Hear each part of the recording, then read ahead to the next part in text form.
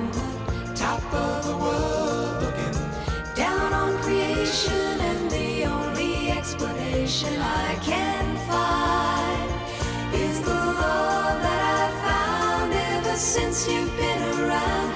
Your love's put me at the top of the world. The Carpenters reflected 70s suburbia with rich harmonies, winning melodies, and a sad refrain. Down on creation, and the only explanation I can find. The Carpenters, brother and sister Richard and Karen, were one of the most unique and biggest-selling American artists of all time. Carpenters were easy listening, but also they were very hard-working, and they are the greatest brother and sister duo of all time. The explanation I can find is the love that I've found ever since you've been around. Your love's put me at the top of the world. Richard Carpenter was born in New Haven, Connecticut in 1946. 4 years later, his sister Karen arrived. Their parents were Harold, who was a printer, and their mother was Agnes, who ruled the house. Richard was actually the quieter child. It said that he would spend a lot of time on his own, playing the piano and listening to music, whereas Karen was a lot more outgoing. She was very sociable, would be out playing with her friends. Harold and Agnes used to have these fairly formal dinner parties, and after them, both parents would entertain their guests on the piano. And this is partially where Richard got his interest in the piano from.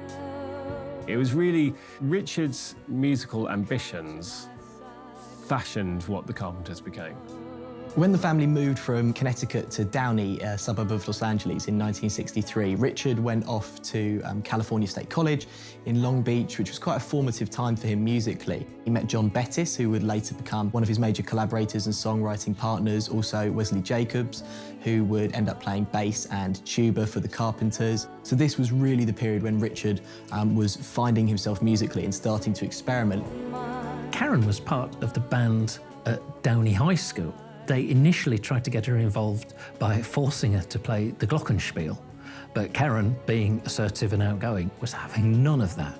And she enjoyed listening to the drums. She used to play along to Dave Brubeck records, and once she was allowed to play drums in the choir, then they realised that she was pretty good. In 1965, they formed the Richard Carpenter Trio, with Wes Jacobs playing tuba and also bass, and they played jazz. Summer's here and the time's right for dancing in the streets. They'll be dancing in Chicago. Richard started encouraging her to sing. I think it was something which she wasn't entirely confident about at first, but they found out that she actually had a really good voice. Karen and Richard joined a friend's trumpet audition at Wrecking Crew bassist Joe Osborne's house, and this was when Karen was first asked to sing in front of anyone else. They went in, and Karen, rather gingerly, sang. Poets have said there is a thing called love. Joe Osborne said, forget about the trumpet player, this girl could sing. Karen was signed to the new label Magic Lamp, and in fact released a single of two compositions that Richard had written.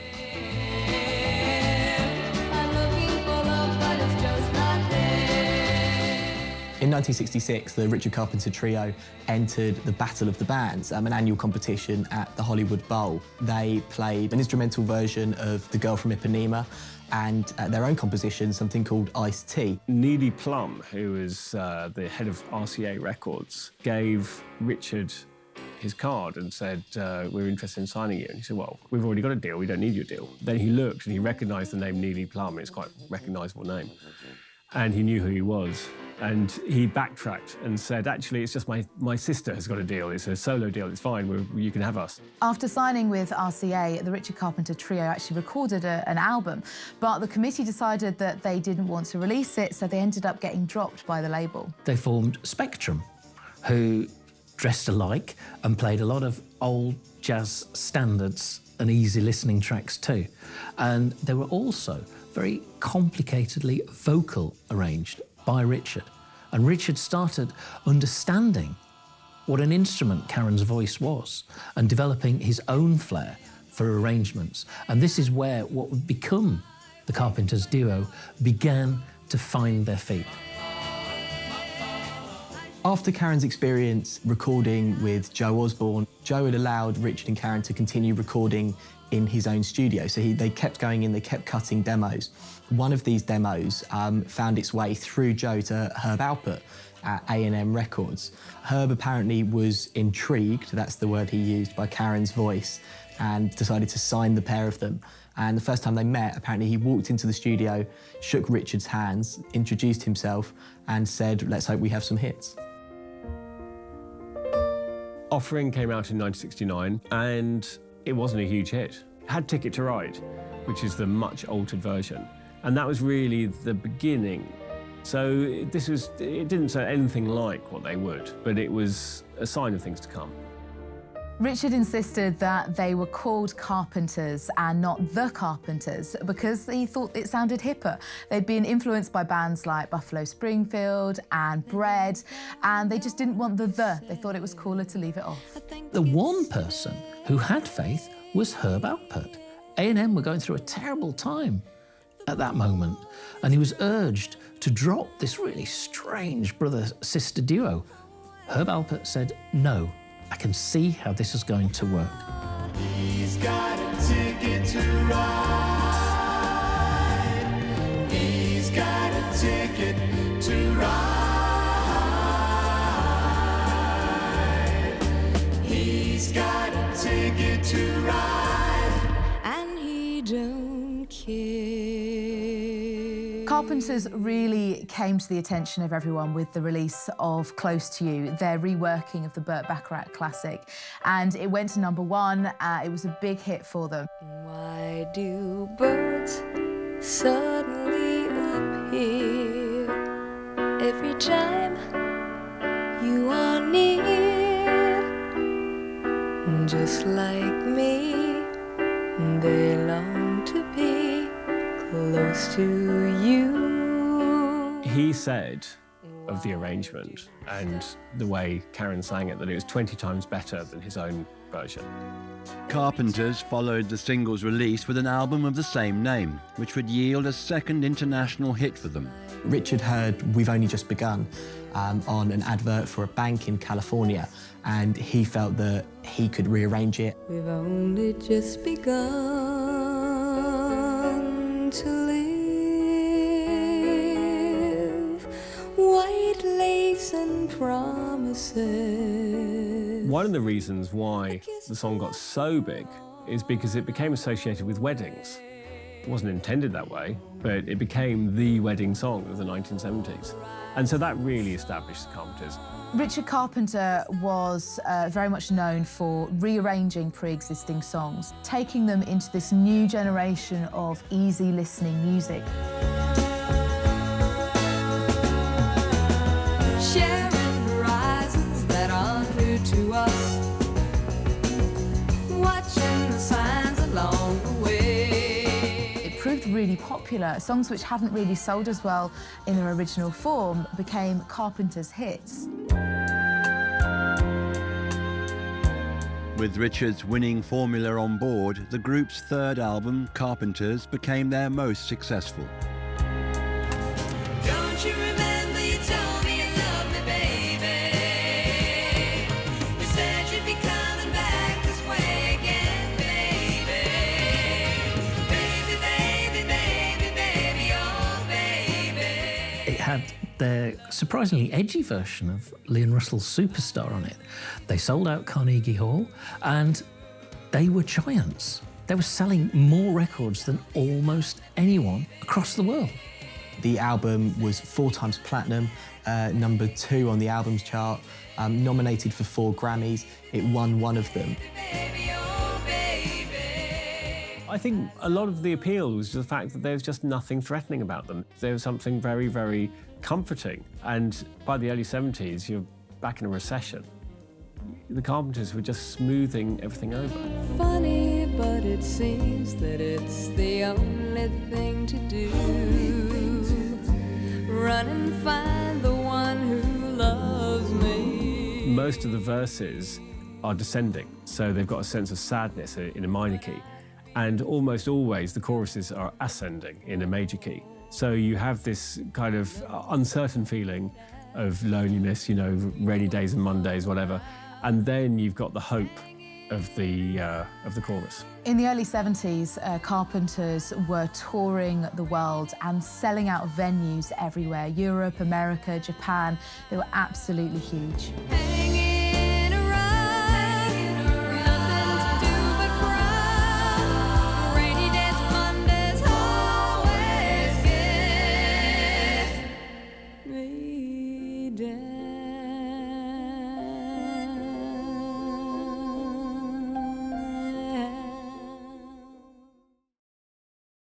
No one in the world ever had love as sweet as my love. Their fourth album, A Song for You, came out in 1972 and was kind of a concept album, or was slightly intended to be, being that the title track, which opened the record, also closed the record as well.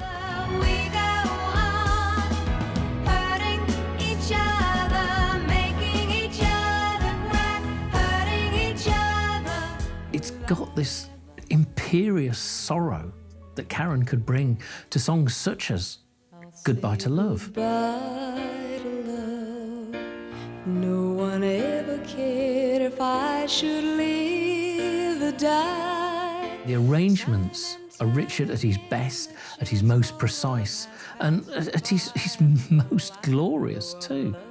Almost everything that they touched turned to gold, or in sales terms, to platinum. I'm on the top of the world looking down on creation, and the only explanation I can find is the love that I've found ever since you've been around. Your love's put me at the top of the world. Among the singles on A Song for You were Top of the World, I Won't Last a Day Without You, Goodbye to Love. These were all huge tracks. Every single one of them incredibly memorable, rather cheesy, slightly sad, and absolutely perfect for any romantic situation, you know, which is one of the biggest selling points of pop music.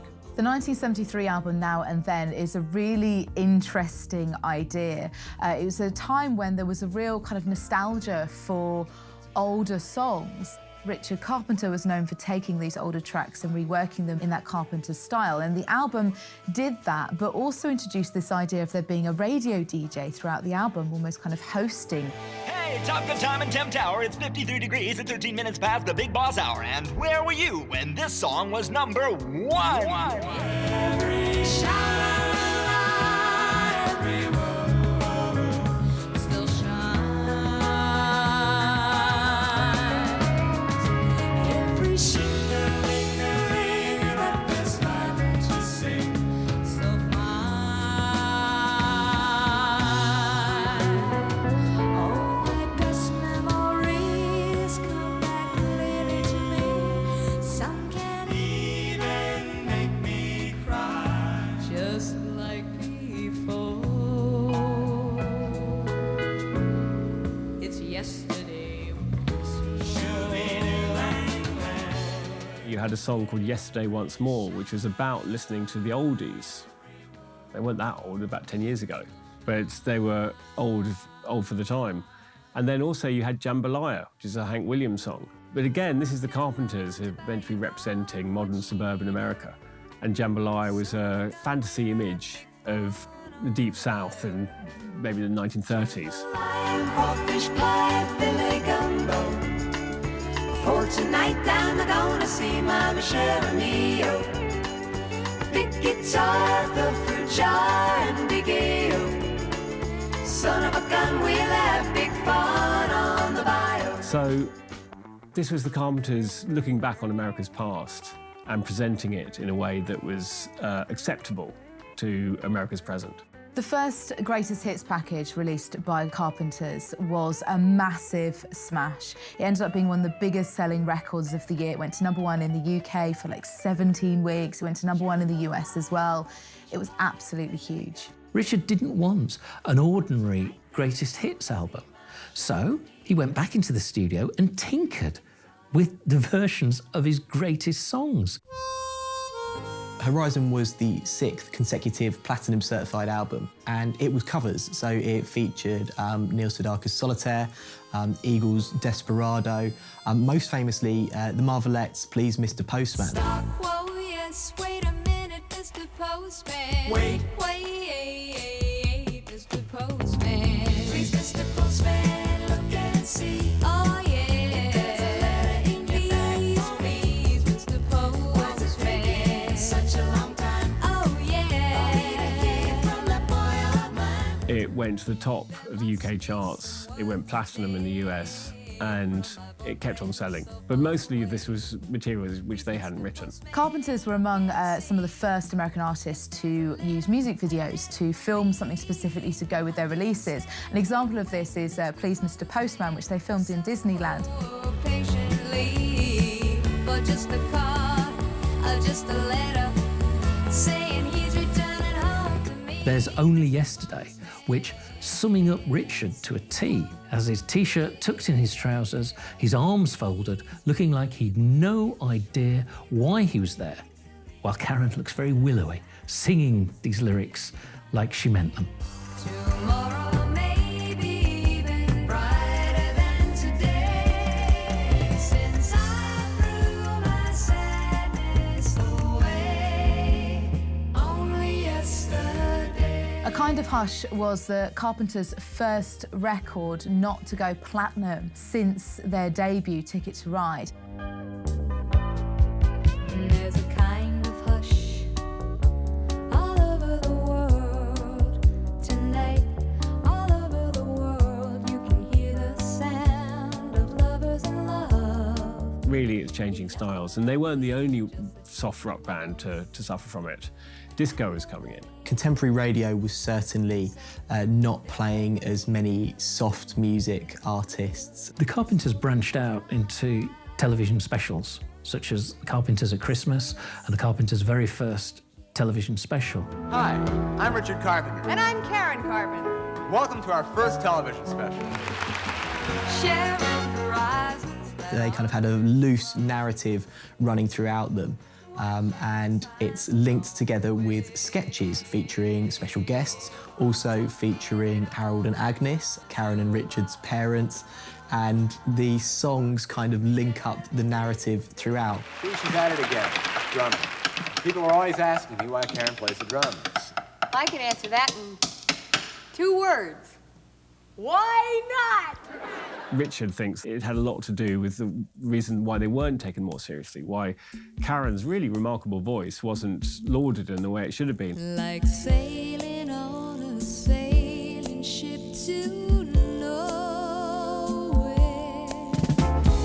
Love to go. With musical taste changing in the world, Carpenters released the experimental Passage in 1977. Dirty old shame when all you get from love is a love song. It's got you laying up nights just waiting for the music to start. This is their attempt, I think, of trying to embrace changing musical styles, in particular disco. It was quite jazzy, it had calypso, it even had Calling Occupants of Interplanetary Craft, which was one of their great moments. Calling occupants of interplanetary craft. Calling occupants of interplanetary ultra emissaries. This was a sort of soft rock space oddity, and it's great. It's a really, really good song. And apparently there are all these people contacting the Carpenters afterwards saying, when is Contact Day? When are the aliens coming? To send a message, we declare World Contact Day.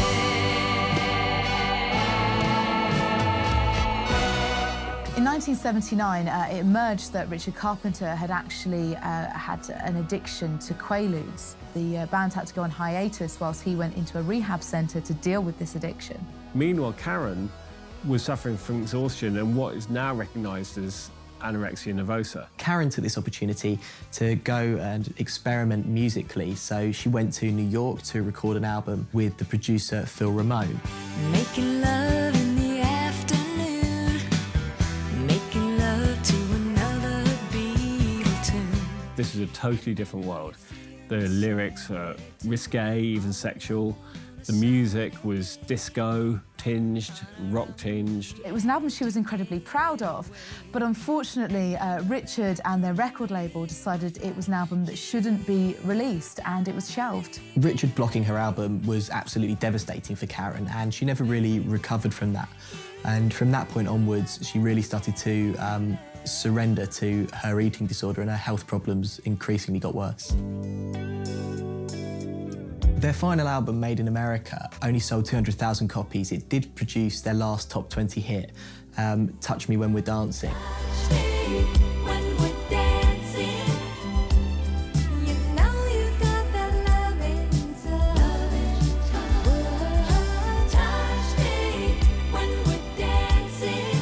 In 1982, Karen moved to New York to see a therapist regularly. She received a hospital process called hyperalimentation, which is a sort of artificial way of putting on weight. She moved back home and she did one final performance before her heart gave out.